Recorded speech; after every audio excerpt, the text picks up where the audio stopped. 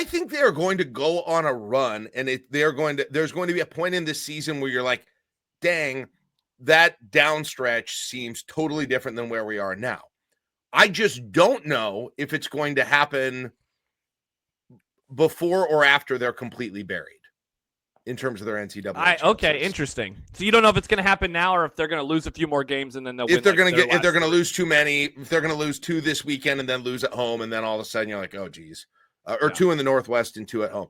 There will be a point where it's like, where we are going to be for an extended period of game where we're like, where in the hell was this? You know why I say that? Because it happens every year. It does. It legit happens every year. And they make some changes. They change up the personnel, which is kind of what they did with this one. And it seems to trigger something with them. It happens every friggin' year, sometimes fast enough. Sometimes it's super too little too late, like it was, even 3 years ago when they went on the road and beat Ohio State and Wisconsin. Huge upsets in the season. The season was shot to hell, but all of a sudden they had 3, I think, consecutive games where like they look like a completely different team at the end of the season. Yeah, in a better way. So that's my read on it. I'm not confident that. Am I confident that they've turned things around? No. But you had to have that win. So, I mean, you can't complain. And as we talked about on your show yesterday, Josh, that is a game they always lose. And frankly, every team that I cheer for always loses. That's the surprise for me that they won on, what was that, Thursday night? Because when you look at, I still have my prep sheet from yesterday, so I can pull this stuff up real fast. So you look at some of the metrics, for example. Nebraska was out-rebounded 38-29. They were out-rebounded on the offensive glass 20-13. So, most of the out-rebounding numbers came because of offensive boards for the Fighting Illini. The end of the game was seemingly leading to just, an epic loss. You texted me towards the end of the game. You're like, I can't do this. Because they had never trailed. And then suddenly it's tied with, I want to say 5 seconds, Jack, but it actually wasn't 5 seconds because Illinois got the ball with 20 seconds remaining. What was it? 30 in the high teens, and then Nebraska executes the fouls to give situation absolutely perfectly. Also, Illinois has a pass where it goes into the backcourt, which wastes 4 or 5 seconds. And so all that to say, this is a game where normally they lose. And so on one hand, you want to say, yeah, they shouldn't have blown it. On the other, I can't believe that they blew it and then still got the W.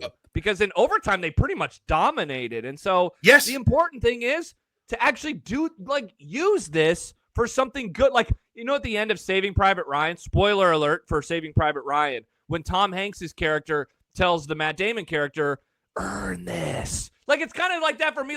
Make the Thursday game important. Don't just have it like this weird little 100%. Blip in the, as Jordan says, that win was like the last few days. Nice and warm before we enter the hell of winter again. I know. Allow for the hell of I'm winter worried to about pop that. Back up. I'm definitely worried about that, but it's still better than the alternative, not getting the warm day at all. 100%. I'd rather have the last few days and then cold than just cold the entire time. And it finally felt a little bit like Pinnacle Bank Arena again. I don't know what it was in those last two games, but it was just not.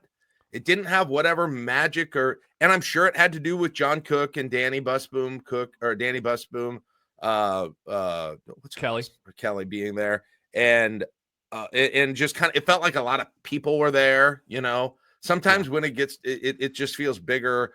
I don't know what it was. It felt like a better atmosphere there to me. The mood was in a good spot on Thursday because of all the ancillary stuff. I always think for some reason with Nebraska sports, the mood of the fan base and the mood of the team is tied so much to the opponent and the perception of should we beat them or would this be a cool upset?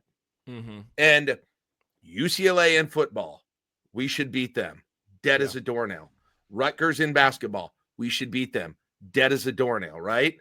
Mm-hmm. But then Illinois comes in. Purdue comes in last year. Wisconsin comes in last year. And it is like that naturally. You can even go back to things like, Michigan coming in during Scott Frost's year, where Ohio State came in when Scott Frost was here. And it was like everyone's so up to pull the upset. It just Nebraska, it seems like the fans and the teams cannot keep an even keel in terms of motivation to win games.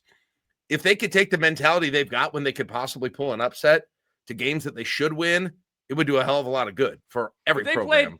If they played like they did against Creighton in all these games, they would be a really good team. And you and Caleb talked about it a little yesterday on the brunch show, and you guys talked about it a little bit on the post-game show as well, just like the inconsistency. And speaking of things you guys talked about on brunch yesterday, D-Dub points out they already have the quality wins that most bubble teams won't have. Number of wins is the problem. You went through that exercise of like, hey, here are the teams around them, and here are the number of quad one wins that they have versus the number of quad one wins that Nebraska has. This is not like the 2017-18 team that lost early to Kansas and then was like chasing that ghost essentially the entire year, where they piled up a ton of wins, but none of them were against good teams. They're piling up wins against good teams, but overall the losing streak is just destroying them in terms of bringing their overall win number down. And you mentioned it in the games to come.